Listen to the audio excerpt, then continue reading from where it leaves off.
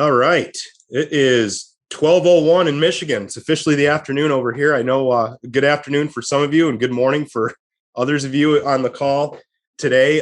Thank you for being here. Welcome to this session of the Advisor Advancement Mastermind Series webinar. Some of you have joined us monthly as we've been doing these now since January. We've been having a lot of fun.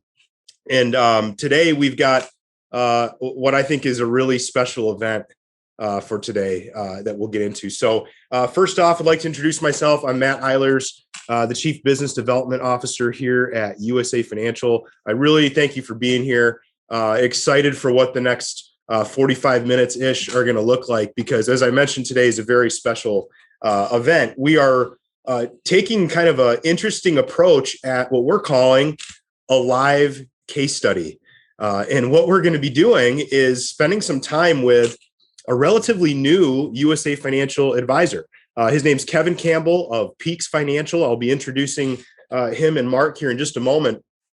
Kevin's story and his journey with USA Financial is just really cool. Kevin is from the Seattle, Washington area. And I want to just let this date sink in for a moment of when Kevin joined and partnered with USA. It was March of 2020. So if you remember March of 2020, there was a lot going on. Obviously, that was the fast and furious start of the pandemic. Kevin was literally at ground zero in his neck of the woods in Seattle. And what is super cool about Kevin's story, and you're going to hear about this, is that Kevin was literally able to move his entire book of business over to USA Financial, completely electronically, completely virtually, in the midst of this crazy pandemic. And he didn't lose a single client that he wanted to. In fact, I think he said he's only lost one client, and it was someone that he actually wanted to part ways with. It's crazy victory when you think about that. And on top of it, he managed to double his AUM in the first 6 months that he was partnered with USA. And I actually confirmed with him earlier today, he's already tripled his AUM here at USA. So what's really incredible in looking at this short period of time that we've been able to have some fun working with Kevin is really, I see this trust and this blind faith that he put into the relationship with us, which is really, that's hard to do in the midst of the pandemic, right?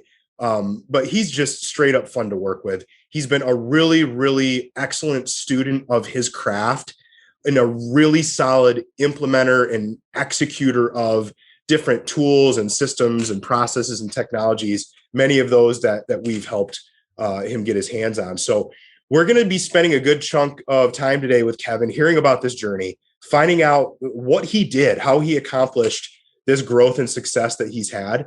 So along the way, throughout this interview, this live case study, if you will, you're going to be hearing a lot of reference to different things here at USA, different programs or processes or tools. And I know we're not going to be able to get into the weeds on all of that today. So what we have planned for anybody that's in attendance is at the conclusion of this in the next couple days, for us to be able to get in touch with you and give you a backstage tour or a demo, if you will, of some of those different tools. So be on the lookout for communication from one of our senior business development consultants. Many of you are already in ongoing conversations with them. We're going to be arming you with some other case studies that we have, info that you can take a look at. These are other stories similar to Kevin about advisors along the journey that have partnered with USA, and we can spotlight, how they did it. But we want to be able to get in touch with you and carve off 15, 20 minutes to give you that backstage tour and demo whatever tool or system or process or technology that you think is most applicable to your business, and really just show you how it works. So as you're listening today and enjoying the conversation that we're about to have, if you hear something about something that Kevin has been doing or using or implementing, write it down, jot it down, and be sure to let us know so we can show you that and give you that demo. So last lay of the land before we jump right in is question and answer. At the bottom of your screen, you see a little Q&A. It looks like a chat bubble right above it. It says Q&A. If you do have questions, please feel free to submit those. If time permits and if we're able, we're going to handle some of those live. We do have team members standing by that can answer some of them on the fly for you as well. So you may get a typed response back to you. But if we can sneak them into the live discussion, we'll do our best to do that. If for whatever reason we can't, we're going to be in touch with you anyways, so we can chat about those then. So without further ado, this is the official cue to Mark and Kevin. You guys can turn your cameras on and unmute yourselves. I want to introduce our Chief Marketing Officer, Mark Mersman. Some of you have already spent time with Mark, seen him in the webinar here, but our very special guest would like to introduce Kevin Campbell of Peaks Financial. Kevin, Mark, thanks for being here. I'll let all the viewers know we were already laughing beforehand because I did tell Kevin that his beard reminds me of the most interesting man in the world. So we are with truly the most interesting man in the world here. So Mark and Kevin, I'll let you guys take it away. Thanks for being here. Got that going for you, Kevin. Thanks. Yeah, right. Yeah. Thanks for that that awesome intro. You know, it's kind of funny. I Mark, when I know you and I had a difficult time connecting in a couple of weeks before this event, and I thought you just said, "Hey, will you be on this thing?" I was like, "Absolutely, no problem." I thought it was a panel or something like that. I didn't realize this was like the Kevin Campbell show today. So well, you're so interesting. We just figured we'd zero in on you.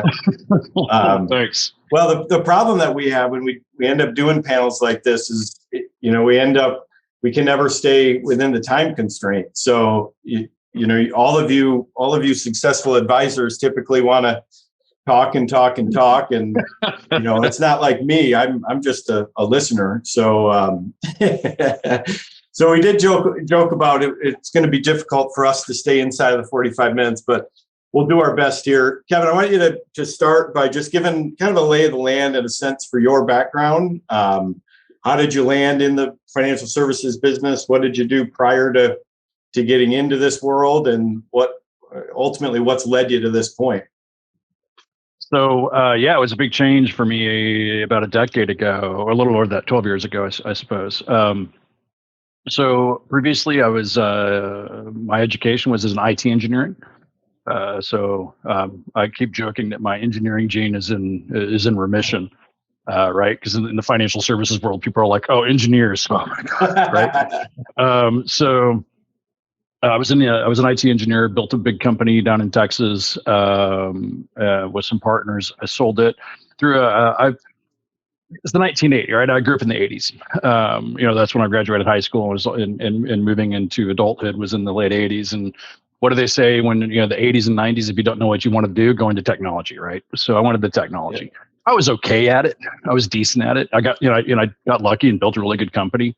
But I wasn't not great at it, and I didn't love it by any means. And I won't get into all the details, but through a series of events, partially by being involved in running our company, not just the engineering side, I started learning that I was pretty good at finance, and more importantly, not just good at it, but good at explaining it to other people, and good at teaching it. And that's really kind of what I view our role as now, as a teacher, which is ironic, so funny, because way back many years ago, back in high school, my vice principal at one of my numerous trips to his office, said, he's like, "You should become a school teacher." And I'm like, "Have you lost your mind?" He's like, "You'd be a great teacher." And I'm like, I have no idea why he ever said that, but here I am, 30 years later, and that's what I do, is teach people. And that's how we kind of view our role as teachers.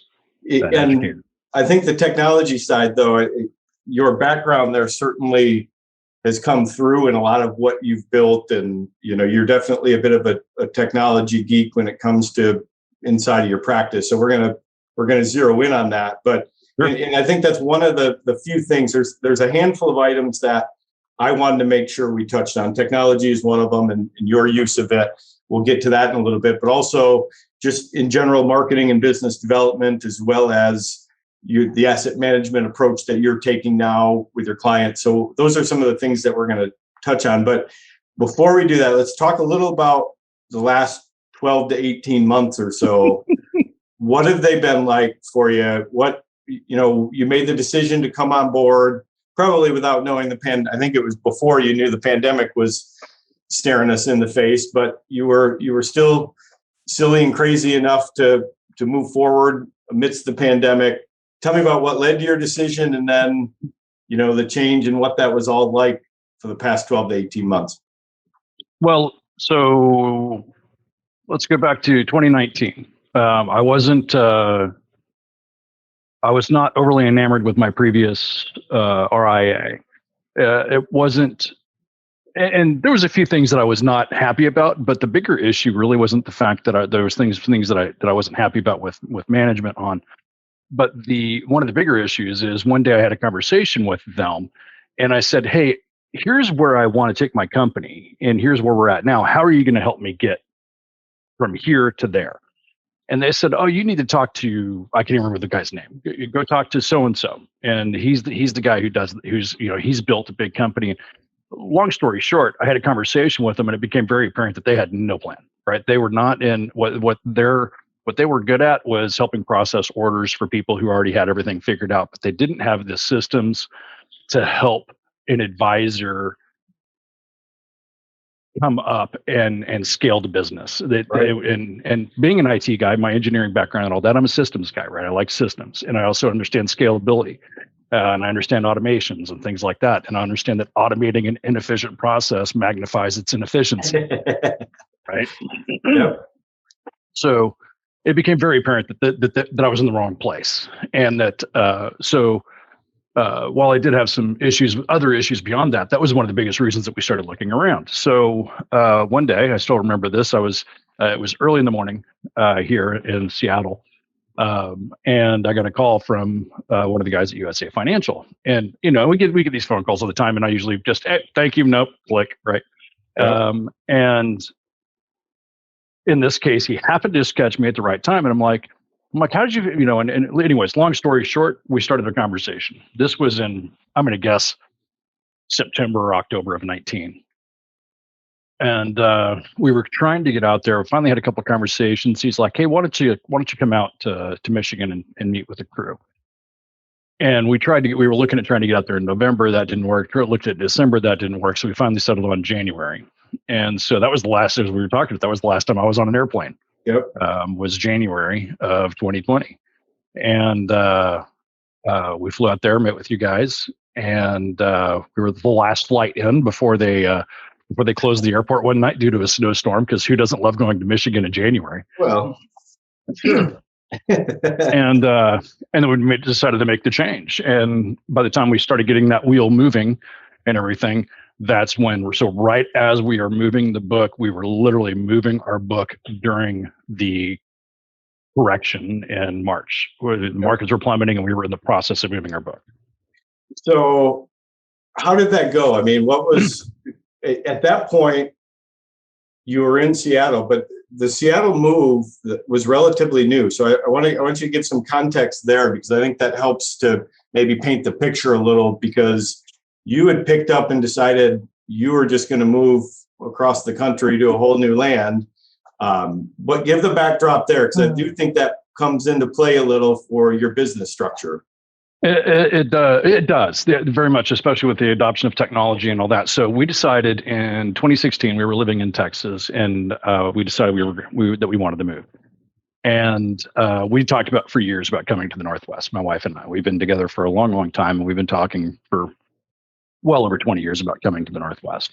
And so we decided to do it. So once we decided to do it, we used to have 2 offices in Texas, 2 physical locations. We went home, shut down the offices, virtualized everything, took everything into the digital world, spent days scanning files in, because we used to have the traditional file room of, full of filing cabinets full of the client documents and stuff.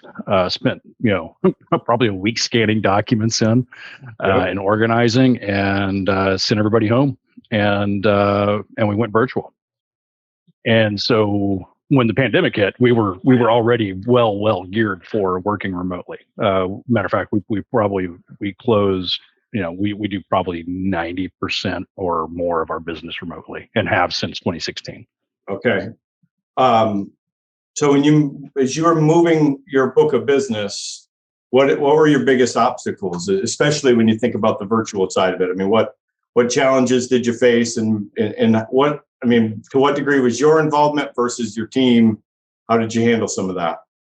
It really wasn't that big of a deal. But again, I know this may sound weird to a lot of people who are so used to doing business belly to belly with people, but we've been using DocuSign. And actually, the nice thing, if you can say there's a nice thing that's come out of the pandemic, is that it's forced a lot of carriers and insurance, annuity, everything else. It's forcing a lot of them into welcome to the new millennium, guys. Right. Because some of them have very, very archaic systems. And, our FedEx bill was, we didn't have a big office bill, but we had a huge FedEx bill every month because we're literally, what we would do is every time we were taking an app back, over the last years working remotely, if we were taking an application for something, my assistant would prep all the documents and she'd put 2 different colors of stickies, little sticky arrows on them. One for the client, and if there was 2 clients that required signatures, there would be 3 colors, client A, client B, and me. And we would FedEx the documents to them with a label and everything, and then they would FedEx them to me. She would FedEx them, because my assistant, by the way, in the entire time has remained in Texas. Yeah. So she would FedEx the documents from Texas to wherever the client was with another envelope inside the FedEx doc to repackage it and FedEx it to me. And then I would sign them all and scan them back in or FedEx them back to Tracy. And so we had FedExes just, nonstop coming and going. But the nice thing recently is that, everybody is finally starting to accept electronic apps, or not everybody, but most are, Right. or at least will accept a DocuSign if they don't have their own, if they're not using Firelight or one of the apps that are designed for that, then they're accepting at least DocuSigns. So frankly, I mean, really hasn't been that, and hasn't, and again, one of the benefits. It's hard to say there's benefit to a pandemic, right? But one of the benefits is that I've been trying to convince the whole world since 2016 that this is a great way to run a financial services business. Right. And people were like, "That's never going to work." And I'm like, check it, right? So now it's become where people are like, I still think people are going to want to meet belly to belly at least once or twice with their advisors, but after that, I've got clients that are in their late 70s and early 80s that we're doing Zooms with. So with that in mind, are you, I know that you had a big chunk of clients in Texas. Mm-hmm. Are you making it a point to try to get back there at some degree of frequency? I know that you haven't been on a plane in a while, but I haven't during the pandemic, but normally, yes, I bounce back and forth. But we have clients in last count was 28 or 29 states. Okay. And obviously that's all. Now we have a heavy concentration in Washington and in Texas, but we've got a lot of clients scattered all over the country, and that's due to the virtual nature that we've been able to do. So people will find us and we're doing business. But you're not necessarily putting it out there that you're a virtual practice, like at least not upfront marketing, right?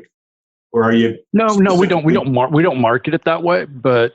I got to tell you, this is something that right now people don't, especially at this point, nobody cares if you're virtual or not.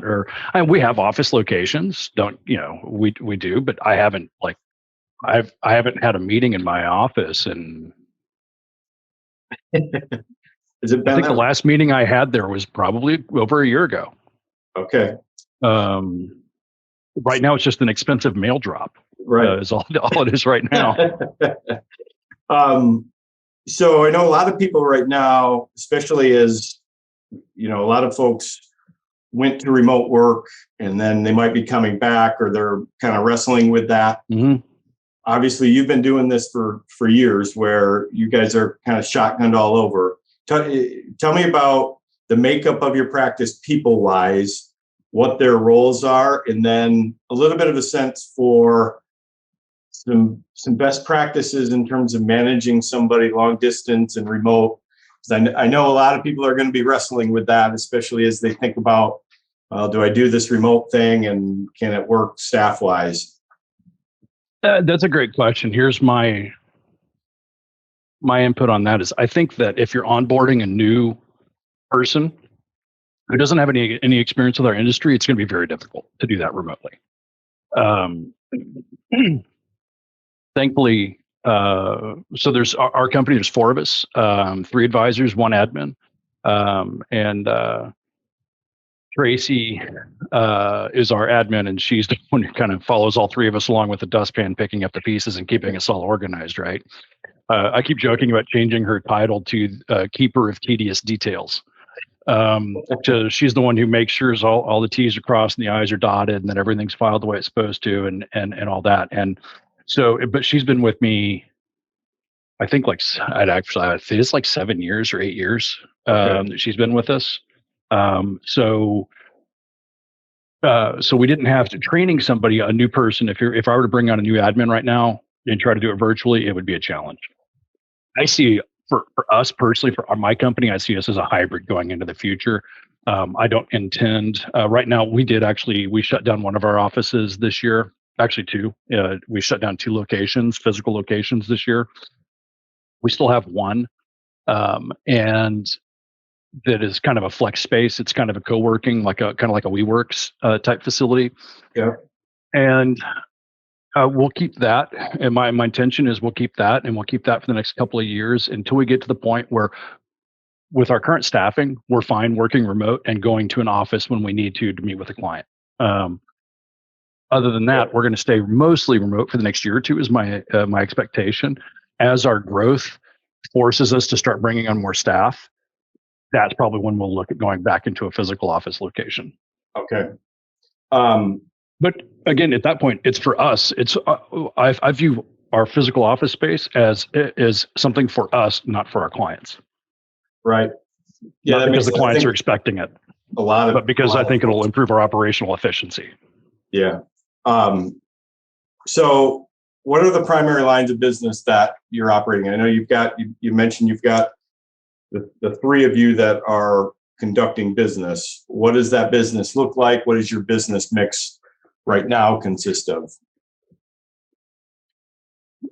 As far be a little more specific on what you're wanting. In terms of product lines that you're offering, and so we do the full mantra. We do obviously asset management, insurance, annuities. We just Christine, one of our advisors, we were just starting to dabble in long-term care. Washington just passed some wacky long-term care rules. So we're dabbling more in long-term care, but we're shooting the full gamut these days. There's pretty much nothing in the financial services world that we're not touching or rubbing up against at some level. Okay. And in terms of your assets under management, talk a little about the growth that you have experienced over the past 12 months or so. Obviously that was a newer endeavor for you over the past few years. So touch on maybe what you kind of led to, and then what you've seen growth wise over the past year or so. So when we first started getting into the financial services world, we were doing a lot in the world of college planning and college funding. And so that was a lot of insurance and annuity business, and we weren't really doing any asset management for several years. Seeing the changes in the industry and seeing where the industry was headed, we knew at some point that we were going to have to start basically get a Series 65 at some point. And I kept wanting to get more into the asset management side, but one of the things that was really made me hesitant was I know quite a few guys who were, that were in the business. I didn't, so I started coming into the business in 2009 is when I first started getting into financial services at all. So I'm on the backside of 2008, right? But I knew a lot of advisors who literally hung up their securities licenses after 2008 going, I'm not doing securities anymore. They're just doing insurance and annuities. So I knew of quite a few guys that were in that scenario. So I was always leery. I'm like, until we can find a way that we can feel like our clients have a good chance of surviving a major correction, I wasn't that eager to jump into the AUM space. And then we kind of, as we did it, it was even originally people would we'd have clients going, well, can you also manage my asset? Can you also do, can you manage my 401k? Can you roll my IRA or roll my 401k over and manage that? And for a long time we didn't have a solution for that. And it was really more of a by client demand that we started doing it. And even then, we were still somewhat hesitant. And even going back to, which is probably why our book was not huge when we moved it to USA, but that was part of the reason is we really only did it. We weren't. That's not what we were marketing. That was what we were. That was business that was just coming in. And but once we moved to USA, and that's one of the things I love about USA is the investment models that we have there. Especially some of the proprietary ones are pretty killer and have that defensive nature built into them, where that's been one of the biggest things during the pandemic has been that not only are we growing our book, but our clients, because of the resources that USA has been able to provide for us, our clients are able to not only stay in the market, but stay in confidently. And go, hey, we got this because we have a defense built in. We're ready. We've got defense built. So that's been a game changer. And I think some of that, oftentimes, the advisor's mindset will carry over into the recommendations that they're making. If they're a conservative-minded advisor or more aggressive, but obviously for you, the risk management was an important thing for you to probably feel confident in order to share it with your clients. So when you came on board, you were right around 5 million in AUM. I know that you brought all of that which dropped to 4. Oh, right. And right when we were trying to move the book, it dropped to 4. Yeah. And because of the correction and because of March of 2020, by the time we finished moving the book, it was back up to 6. Okay. And when we started, it was at 5. It dropped to 4 right as we started moving it, and by the time we finished moving it, it was at 6. And now you've added another 10 plus. Yeah, another 10 plus right now. Yeah. So where did those assets come from? As you grew that, obviously that's above and beyond the book that you had, and were those from existing clients in your database already, or a little bit of both? Give me a sense. I would say actually most of it has been from clients that were either. Well, no, I take that back. It was either through clients that were going back and working clients that were already in the database, or just doing annual reviews with clients that were that we had done an insurance policy for and an annuity for some years ago, and just starting to talk more about what we're starting to offer now, kind of reframing some of those conversations about what our services offer. So a lot of it is, I don't know the number exactly off the top of my head, but I would say probably half from our existing book and half from new business coming in. Okay, let's look at the new business side of things and your marketing and business development. What did your marketing look like before the pandemic, and how have you kind of started to evolve your mindset and approach there? We have a couple of programs that we did really well with, and that's the irony is it's like going into the pandemic, we had our marketing was rocking going into the pandemic. We were doing it. I finally felt like we had this thing honed, right? We had some programs running that were really bringing in excellent quality leads to the point where literally we were, we're having multiple meetings running at the same time because we had so much volume coming through that we've got 3 different meetings going in 3 different offices, different, it was pretty crazy. And then the pandemic hit. So for us, we've had a lot of success with kind of the, 2-day university-based classes. Going back to as we started talking about before the call here, it was kind of I love to teach. I love teaching people. I love helping people understand financial concepts, and so I really enjoy doing those kind of classes. And I think that comes through to people that I enjoy it, and we have fun doing it. And those have been very, very successful for us. It took us a little while to figure out exactly how to do it and make it efficient, but those have been very, very successful. And that was, and frankly, some of that is still carrying over. I mean, and granted, that was, we were doing those, and the last ones we were holding was in January of 2020, and we're still getting some business out of that.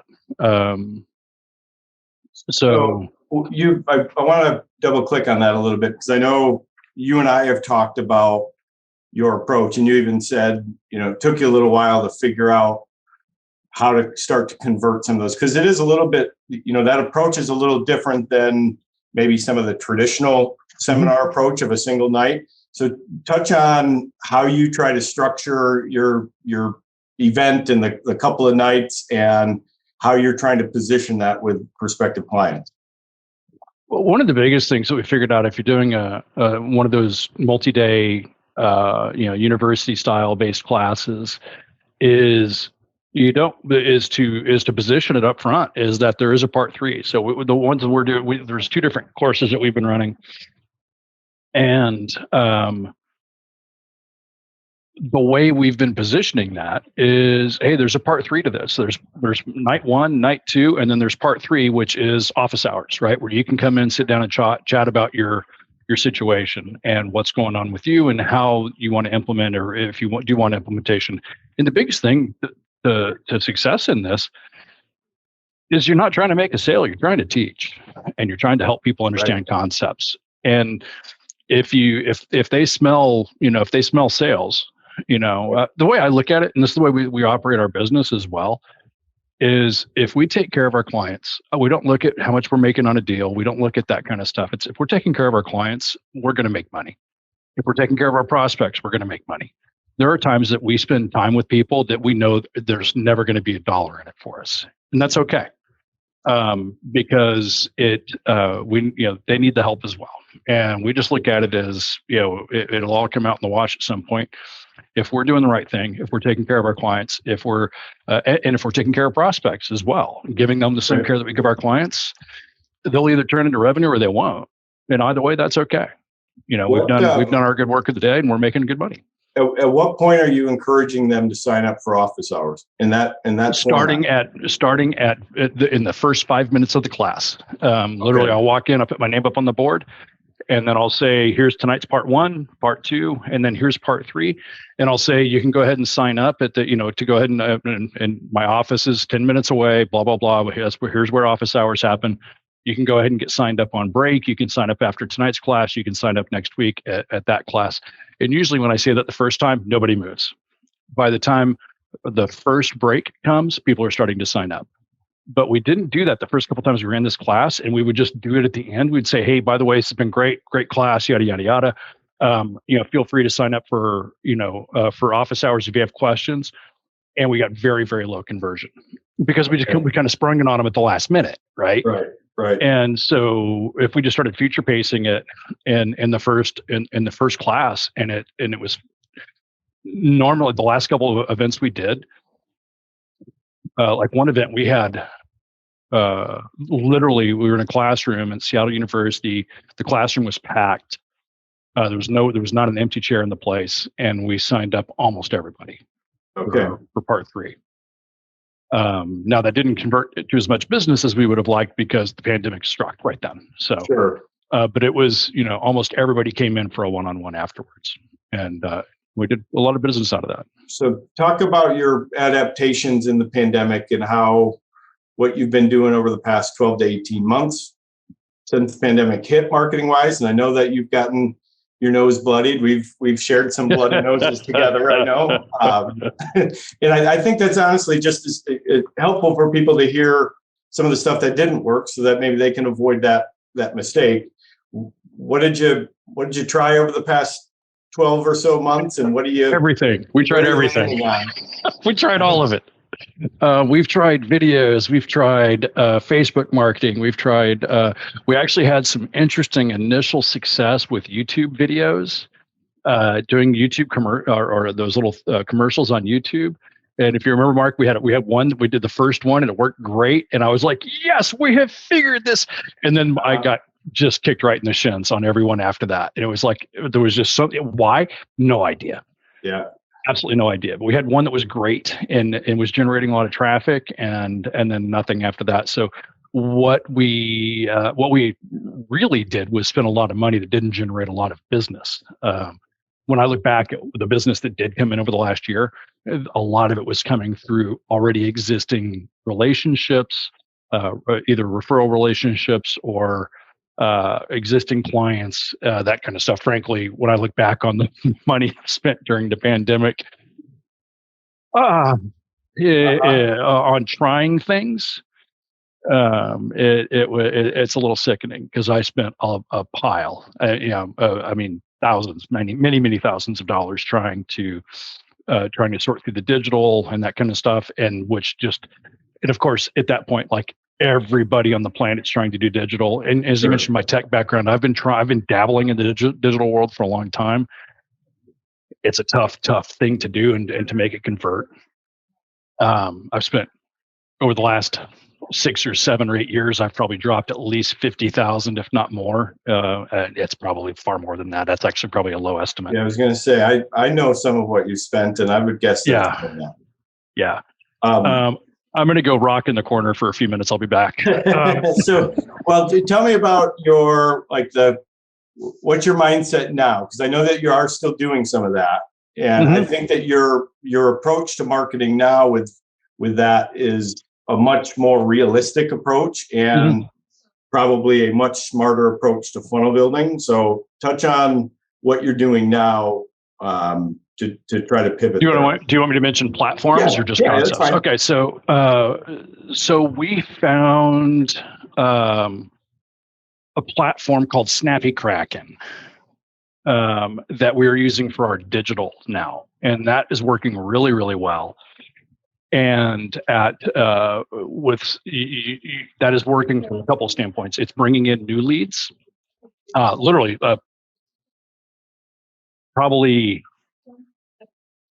at least 15 or 20 new leads a week coming in, where we're at least capturing people's data, people hitting trip magnets and lead magnets and tripwires, and where people are at least giving us their name and email address over the internet for various content that we're putting out there. And they do a really good job. So far, they're the best I've seen. And I know you've been looking at several others recently, but so far for me, they're the best I've seen in that space. And their content is excellent. Most of it's FINRA approved already, so the USA Compliance Department likes it.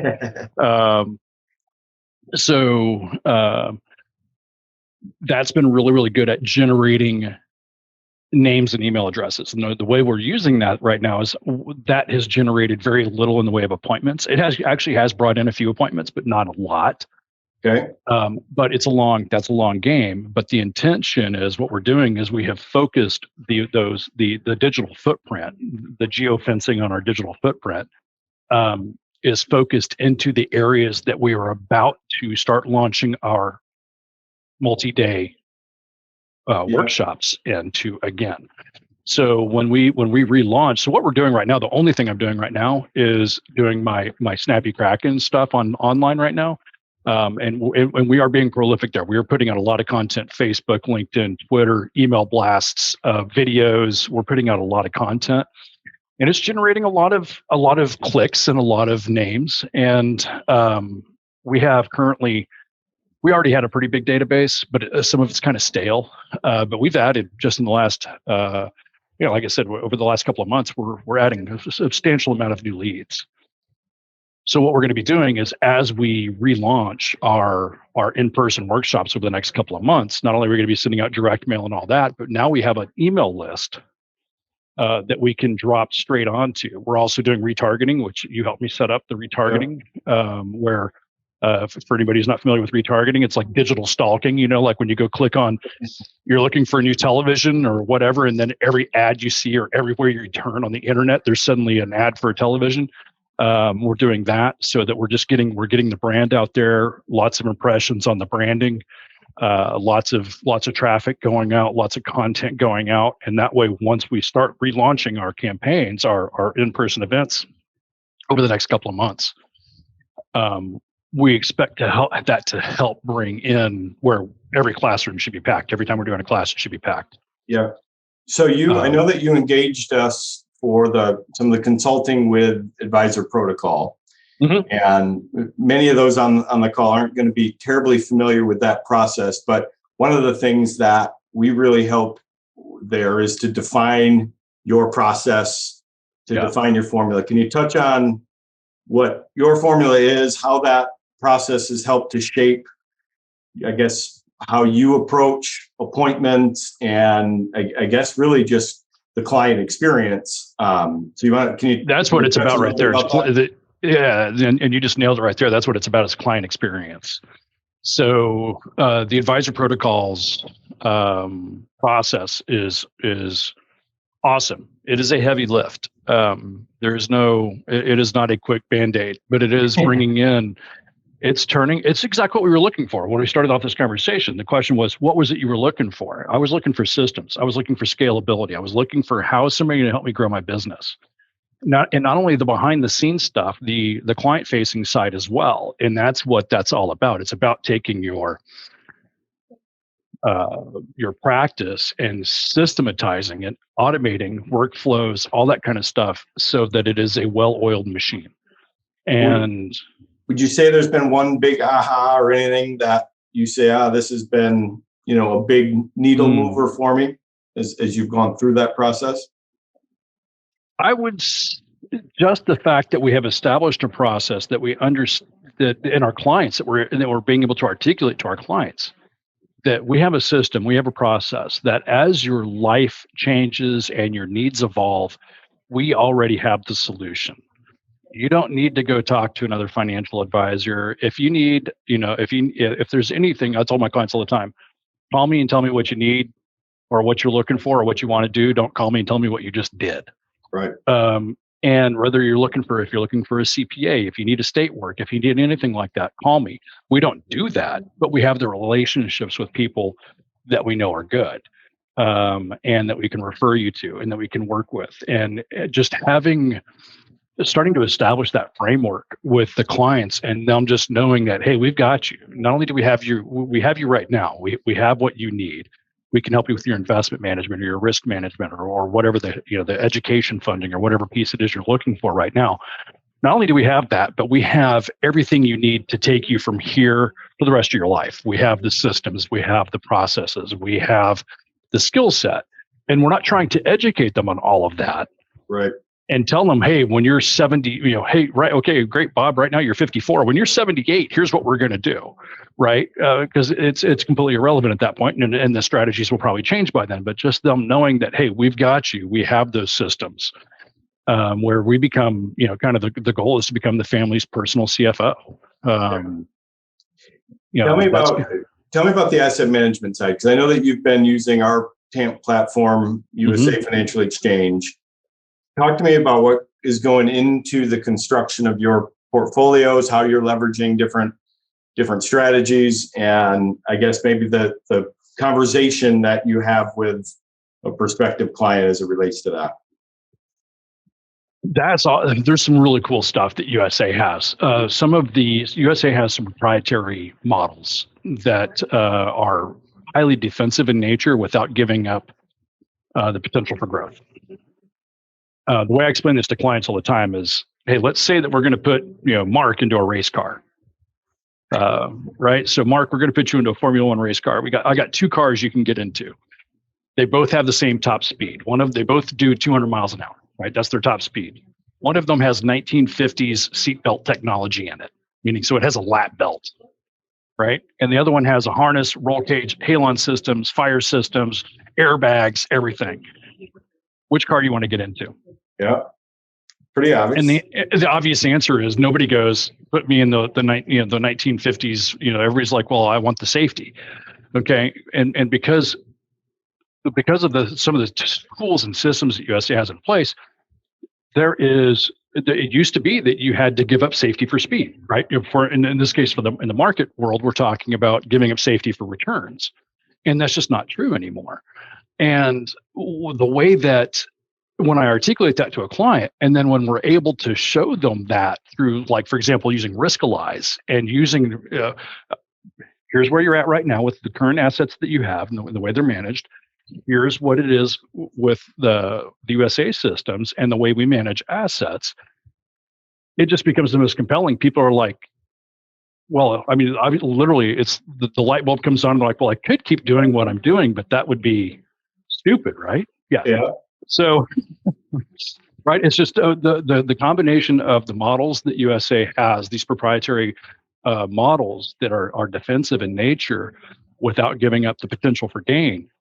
When you combine that with the tools that we have to be able to show that and articulate that to a client in a way that they can understand without getting into alphas and betas and Sharpe ratios and all that kind of stuff. It's a compelling process. Before we wrap up here, and I know we're tight on time, but I want to quiz you real quick, technology wise, as you look at the technology pieces that you use today inside of your practice, whether they're financial planning, investment management, or even just organization, what would you say are the most important pieces of technology that you've got inside of your practice now? Right now, it's from a software standpoint, it's all of the, and we haven't really gotten into all of USA's systems, but all of USA's systems which are impressive. The USA Advisor portal, the resources behind that. As far as outside third parties, it's Riskalyze, Snappy Kraken, I already mentioned, yep. And Right Capital is what we're using for doing financial planning, looking at tax conversion and things like that. So those are kind of our primary softwares. And as far as, the technology side, obviously, but everybody's up to speed on this kind of stuff now is, the technology side of working virtually. Right. You've probably noticed as I'm moving around here, I'm at a stand-up desk. I have studio lights on. I've got cameras. I've got multi-screens. I've got 3 screens in front of me. And you've got the headset. The headset. I've got the whiteboard. I spend a lot of time. That's actually a great tip for working remotely. I have a whiteboard. I spend most of my time when I'm working with clients. I just spin my camera around. We start whiteboarding. Okay. Which is also my high-tech note-taking strategy. Then I take a picture of it with my cell phone and upload it into their client directory. But those are some of our primary technologies. And it's not but again, it's not just the tech, it's what goes into it, right? And how it's presented and tying all of those pieces together. Here's the coolest thing is coming out of the pandemic, we're going to be coming out.